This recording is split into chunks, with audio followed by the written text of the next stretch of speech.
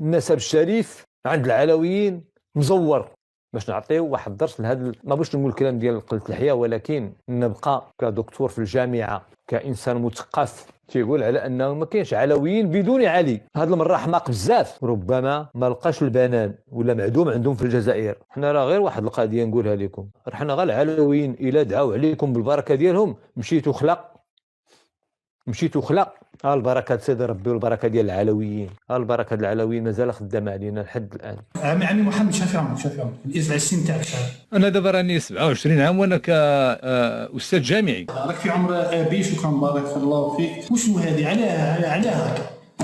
لا حول ولا قوة الا بالله. السلام عليكم، أنا محمد دمير وهذا الجزء الثاني من التحقيق في النسب العلوي. كما وعدتكم راح نزيد ونثبت أن هذا النسب المدعى فيه أيضا تزوير ثاني ويتعلق بانتسابهم لهذا الرجل اللي يقولوا اسمه الحسن بن القاسم بن محمد ويكنى بالحسن الداخل. ونقولوا بسم الله. نبدو بقصته في مصادر العلويين وملخصها كالتالي: أنه كاين راجل فاضل من أهل سجل ماسة يسمى أبو إبراهيم، وأبو إبراهيم هذا لما حج بعض السنين اجتمع هنالك برجل يدعى الحسن اللي كان يسكن في ينبوع النخل. وفي هذاك الوقت اللي تعرف فيه أبو إبراهيم سجل ماسي هذا على السيد الحسن، كانت سجل ماسة خالية من سكن الأشراف بها، وقعد أبو إبراهيم يشكر له في سجل ماسة وينفح فيه حتى استمال وأقنعه وقادموا به مع ركبهم. ولكن القصة هذه في الحقيقة أقرب للأسطورة. الدليل على ذلك ما يلي: أولا فيما يتعلق بنسبه ومولده، قالوا أنه الحسن داخل مولده بينبع في الحجاز، وباباه قاسم هذا قالوا عليه هو شريف ينبع، وسموه أكبر شرفاء الحجاز في وقته ديانة ووجاهة. وهذا حرفيا الكلام اللي نشرته وزارة الأوقاف بالمملكة المغربية على مرتين في مقالين يعني. لكن في الحقيقة هذا غير صحيح، لأنهم يحكوا على شخصية ينبوعية حجازية لا ذكر لها في قائمة أشراف ينبع ولا أشراف الحجاز ولا في أي مصدر تاريخي باستثناء المصادر العلوية. يعني تقول لي راو أكبر شرفاء الحجاز في وقته ديانة ووجاهة وما نلقاش اسمه في موسوعة أعلام الأشراف في بلاد الحرمين اللي جاية في مجلدين، بما في ذلك أشراف ينبع اللي تذكروا في هذه الموسوعة أكثر من 100 مرة، ولكن لا أثر للداخل ولا باباه ولا جد. وهذه أيضا شجرة أشراف ينبع، لا أثر لهذه العائلة المزعومة، بالرغم من أنه المصنف جمع فيها كل الأشراف من بني الحسن بن علي وخصص فصول لأشراف ينبع، لكن هذا الحسن الداخل وجدوده غير موجودين. بل وهذا كتاب مروكي يرجع لبعيد العصر اللي جاء فيه الحسن الداخل، اسمه ابن السكاك المكناسي، ذكر كل شرفاء المغرب والأندلس ومصر والحجاز بما فيهم حتى شرفاء ينبع، ولكن لا أثر لهذه العائلة. بل وتوصل وين ذكر حتى ذرية محمد النفس الزكية وما حكاش على القاسم ولا على الحسن الداخل. وهذا ببساطة لأنه هذا مؤرخ جاء قبل ادعاء العلويين الشرف وقبل اعتلائهم للسلطة. قلت جاء من ينبع حوالي العام 1260 1270 وباباه كان مشهور، ورجعنا لينبع في هذاك الزمان وما لقيناش لا ريحته ولا ريحة أهله. ودرك نقدروا نخرجوا التساؤل الأول اللي يجرح هذه الحكاية تاع الحسن الداخل، واللي هو لماذا لا يوجد اسم الحسن الداخل ولا باباه ولا جده ولا حتى جد جده في أشراف الحجاز ولا في أشراف ينبع، بالرغم من أنه تصنيفات أشراف الحجاز كثيرة وفيها من الأسماء المئات. ونظن هكذا واضح. وننتقل للعلة الثانية في هذه القصة واللي هي قدومه إلى سجل ماسة. الرواية تقول أنهم جابوه لسجل ماسة لعدم وجود أي شريف ولا فرع من ذرية آل البيت في هذه المنطقة، فقد قالوا كانت سجل ماسة وأعمالها معناها المدن التابعة لها يومئذ شاغرة من سكن الأشراف. وهنا أيضا يقول ولم يكن ببلد سجل ماسة أحد من آل البيت الكريم، ولكن هذا مردود غير صحيح. كان على الأقل عبد الرحمن بن علي الإدريسي اللي هرب لسجل ماسة أيام الموحدين، هذا ما طبع نصه في مراكش في كتاب زهرة الأخبار، أنه الأدارسة بسقوط دولتهم كاين اللي هرب للجبل وكاين اللي هرب الفيقيق والأندلس وسجل ماسة، واللي هرب لسجل ماسة تحديدا هو عبد الرحمن بن علي الإدريسي. يعني لما نقولوا لم يكن ببلد سجل ماسة أحد من آل البيت فهذا تبرير مكذوب لأسطورة الحسن الداخل، خاصة إذا زدنا تعرفنا على إدريسي آخر وأكثر شهرة واللي هو سيدي بوكيل اللي أقيمت على قبر زاوية في ضواحي سجل ماسة، وهو أيضا من ذرية إدريس، والزاوية تاعو ترجع لما قبل القدوم المزعوم للحسن الداخل. لهذا يقول صاحب هذا الكتاب مدغرة وادي زيز: نتوفر على بعض الإشارات التاريخية التي تشير إلى وجود العنصر الحسني بإقليم سجل ماسة منذ القرن العاشر ميلادي، يعني قبل القدوم المزعوم للحسن الداخل بقرنين 200 سنة. وزيد يقول عندي بعض الوثائق والمراسلات اللي تخص السجل الماسيين الأدارسة ليرجعوا لما قبل التواجد العلوي بهذا المنطقة. يعني قولهم جابوه لأجل أنه مدينتهم يكون فيها أشراف، هذه كذبة، ويوجد الأدارسة في سجل ماسة من قبله. وهذا يقودنا للعلة الثالثة في أسطورة الحسن الداخل، واللي هي التضارب في الروايات المتعلقة بدوافع الاتيان به ولا إحضاره لهذه الأرض. أولا قال لك خصنا واحد شريف نتبركوا به، وفي رواية أخرى لأجل فض الصراعات السياسية والقبلية والاقتصادية، وفي رواية ثالثة لطلب إصلاح ثمار نخيلهم، وهذه هي اللي يأمن بها الحسن الثاني اللي قال في مذكراته لما كانت واحات النخيل في صحراء تفيلال تتعرض للإبادة بسبب الحشرات، ظن الناس أن واحد من آل الرسول صلى الله عليه وسلم سيقيهم سوء هذا البلاء، فجاء جدي الحسن الداخل ونجت تلك الواحات. وباه تعرفوا بأن هذا الكلام باطل لا أساس له من الصحة. سجل ماسة هذه يا الخوة كانت قبل قدومه المزعوم، قبل قدوم الحسن الداخل يعني، كانت دولة مستقلة بل قيل عنها قاهرة المغرب، وفيها من العلماء والصلحاء والتجار. وهذه بقدرة قادر نلقوها بعد القرن الثالث عشر، نلقوها بدأت في الاندثار وأصبحت أطلال بعد ما فاض عليها الواد وضربتها الحملة ودمر النخيل ودمرت البيوت، وراحت سجل ماسة إلى الأبد. فبالله عليكم هذه بركة ولا لعنة جابها مع الحسن الداخل؟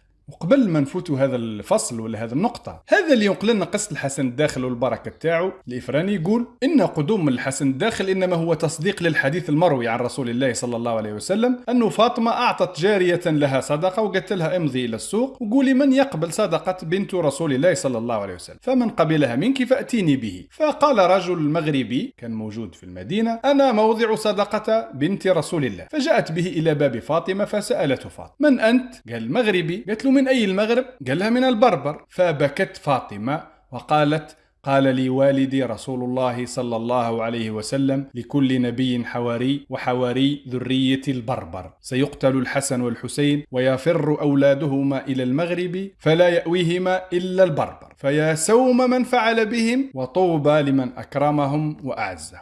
يرحم باباكم، هذا تاريخ ولا أساطير وخرافات؟ تكذبوا على النبي صلى الله عليه وسلم، وهذه مروية في إطار قصة الحسن الداخل. وهذا هو الفكر اللي جاب لنا هذا الأشكال. رحنا غير العلويين إلى دعوا عليكم بالبركة ديالهم مشيتوا خلق. وننتقلوا للتناقض الرابع في الأسطورة هذه، واللي هو عمره ولا سنه عند قدومه لسجل ماسة. يذكر العلويين ومؤرخيهم أن الحسن الداخل هذا كان في عمر الستينات حين جاء به من ينبع إلى سجل ماسة، والستينات هذا هو بداية الشيخوخة في العمر. فتتوقع عزيزي المشاهد أنه بالك أب في هذاك الوقت ولا ربما حتى جد، لكن هم يقولوا جانا أعزب وتزوج في المرو. والغريب أنه الستيني الأعزب هذا هو وخاوته عددهم 8 جمعهم باباهم على طريقة الأولاد الصغار، فكان يسأل الواحد منهم من فعل فيك الخير أفعل معه الخير، ومن فعل معك الشر أفعل معه الشر، إلى أن بلغ مولانا الحسن الداخل فقال له أعود له بالخير إلى أن يغلب خيري على شره، فدعا له بالبركة فيه وفي عقبه وبعثوا للمرو. وبالله عليكم أيضا هل هذه أسئلة تطرح على إخوة أعمارهم في 60؟ بل والرواية في حد ذاتها فيها تمسخير ببركة الأشراف كما يقولوا هم، لأنه من 8 أشراف طلع واحد برك اللي يعرف. يعني مؤلف الرواية باهي مجد الحسن الداخل حرق 7 خاوته، ولو كانت البركة والحكمة والفطنة في النسب الشريف لما اختلف إخوة الحسن الداخل في جوابهم على نفس السؤال. فأشهدوا يا جماعة باللي المراركة يؤمنوا برواية تقول أنه 7 شرفة من أصل 8 ما تعولش عليه. خلاصة هذا الفصل هو أنهم جابوا رجل من أشراف ينبع عمره 60 سنة أعزب، وقبل ما يسيبوا باباه دار له اختبار هو وخاوته، وكنجح في الاختبار قال له باباه انت اللي تروح المروك وتداوي لهم النخل تاعهم ببركاتك. وننتقلوا للفضيحة الأخرى في هذا الأسطورة، شوها كما يقولوا هما، واللي تستاهل حلقة خاصة، لكن لعل نقدر نلخصوها في أقل من دقيقة. وهي أنهم قالوا جاء في القرن الثالث عشر للميلاد من ينبع لسجل ماسة، وشاع خبر قدومه، وكادوا يقتتلوا يوم وفاته، وله كرامات ظهرت في حياته وبعد وفاته. يعني رانا نحكوا على شخصية لم تعرف سجل ماسة مثلها في تاريخها. لكن الغريب أنه ولا واحد من قرنه سمع به ولا حكى عليه، ولا واحد من القرن اللي بعده سمع به. والدليل هولي جدول تعبت عليه لأسماء مؤرخين مراركة ولا من المنطقة ما همش بعاد على القرن تاعو، وكلهم ذكروا سجل ماسة، كاين منهم حتى اللي زارها. ولكن الصدمة هي أنه ولا واحد منهم ذكر الحسن الداخل في ذكره لأخبار سجل ماسة. وهي نحطهم في الخط الزمني. هذا ابن عذاري المراكشي عنده أعمال تاريخية تاريخية شملت كل أخبار الأندلس والمغرب، ذكر سجل ماسة وذكر الكثيرين ممن نزلها من الأجانب. توفي في العام 1312 ميلادي وما سمعش بالحسن الداخل، وهذا ابن أبي زرع الفاسي في زمن الحسن الداخل ولا بعده مباشرة، وذكر سجل ماسة وأعلامها أكثر من 20 مرة في كتابه الأنيس المطرب، متوفي في 1326 ما سمعش بالحسن الداخل. هذا ابن بطوطة متوفي في 1377، معناها بعد 99 سنة من وفاة الحسن الداخل. ابن بطوطة نزل شخصيا في سجل ماسة وكتب عليها لكن ما جابش خبر للحسن الداخل. هذا علي الجزنائي التازي ذكر سجل ماسة في كتابه جانا زهرة الآس، لكنه لم يذكر أي شخصية معظمة فيها. هذا ابن خلدون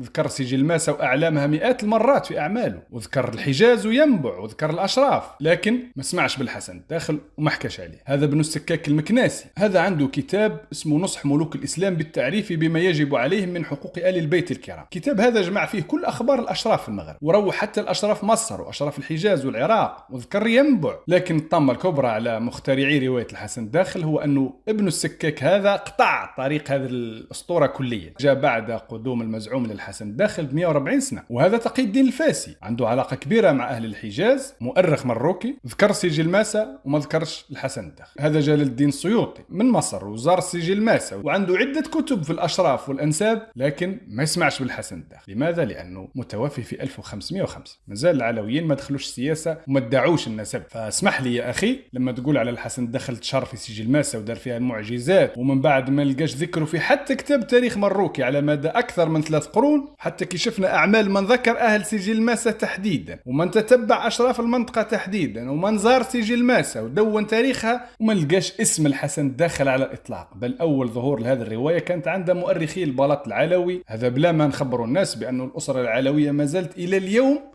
تبحث على الشجرة الحسنية اللي جابها معاه الحسن الداخل كي جاء، ويقولوا لا زالت هذه الشجرة لم تكتشف بعد. بالك طولت عليكم في هذه الحلقة، بصح ما زالت نقطة برك، واللي هي أنه الحسن الداخل هذا اللي قالوا عنده كرامات ظهرت في حياته بعد ما ماتوا، وقالوا هو أشرف من نزل بسجل ماسة وتعلق الناس به حتى كادوا يقتتلوا لأجل دفنه، وولاده من بعده داروا زاوية أو خبرها في الكتب العلوية. ولكن هل تصدق أنه أهل سجل ماسة خلوا الزاوية تاع الشرفاء كراماتهم وتبعوا الزوايا الأخرى؟ بل حتى العلويين جدود محمد السادس كانوا أتباع الزاوية السملالية، وهذا قبل ما ينخرطوا في السياسة ويخترعوا هذه القصة تاع الحسن الداخل ويولوا هما مركز الشرف في سجل ماسة. وهكذا نكونوا طرقنا لبعض النقاط اللي تنسف خرافة الحسن الداخل، وهذه كلها تثبت علميا وتاريخيا أن رواية الحسن الداخل إنما هي أسطورة اخترعت لأجل السياسة، لا تصمد أمام التحقيق، فيها تناقضات جمة. وقبل ما نختم خلي نزيدوا نطرحوا هذا السؤال الفضولي برك، إذا كان هذا هو ضريح وقبر الحسن الداخل كما يقولوا، وش بيها قبور المسلمين اللي من حوله متعامدة؟ يعني مفروض في مقبرة المسلمين إن فوا يحدوا القبلة يولوا كامل في اتجاه واحد، لكن هنا تلقى ما بين القبر والقبر الآخر في الاتجاه 90 درجة. ربما يخطأ المسلم إذا كان وحده في اتجاه القبلة ويتبعوا بعضهم كل، لكن ما بين القبر والقبر 2 و3 أمتار ومتعامدين على بعض. تقدروا تحققوا منها إذا كان كتبتوا في ضريح ولا قبر الحسن الداخل. ولنا في الموضوع بحث آخر إضافي إن شاء الله. والسلام عليكم ورحمة الله وبركاته.